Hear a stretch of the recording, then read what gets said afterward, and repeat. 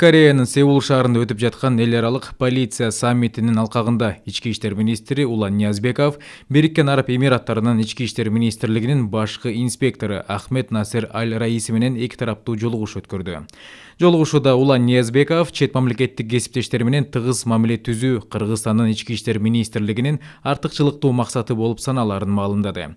Ошондой эле Улан Ниязбеков азыркы учурда ички иштер органдарынын жалпы системасын реформалоо жүргүзүп, заманбап технологияларды колдонууга чоң көңүл бурулуп, чет мамлекеттик полицияларынын бул багытта ишмердүүлүгүнүн тажрыйбасын алмашууга кызыктар экендигин баса белгилеп, бул багыттагы БАЭнин ички иштер министрлигин реформалоо жүргүзүүсүн жогорку технологиялык заманбап деңгээлге чыгышы кыргыз тарапка өзгөчө кызыктуу экендигин айтып, ишмердүүлүктөгү тажрыйба алмашууга чакырды.